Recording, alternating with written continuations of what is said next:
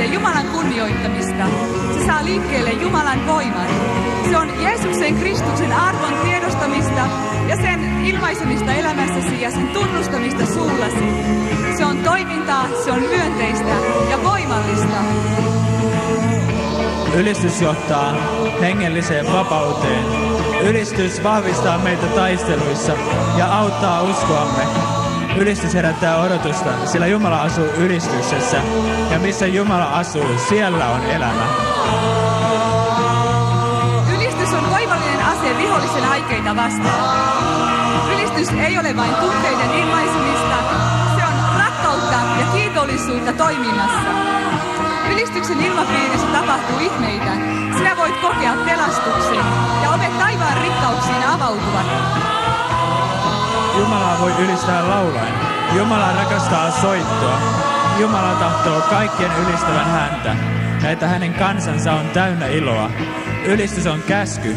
Kaikki, joissa henki on, ylistäkööt Herraa. Maa on täynnä hänen kunniaansa.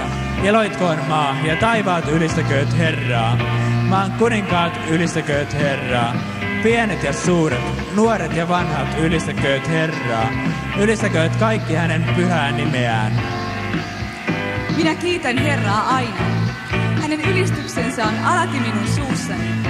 Laulullani minä ylistän häntä, suullani minä palvon häntä. Ylistäessämme ilmaisemme odotustamme Jumalaa kohtaan. Jumala haluaa meidän riemuitsevan hänessä, siis ylistäkäämme Herraa riemulla. Vaikka tuntuisi miltä, hyvältä tai pahalta, ylistäkäämme Herraa joka aika.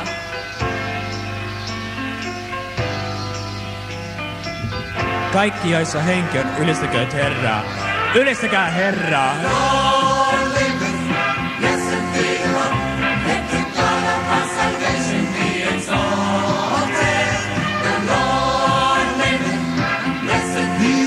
In the morning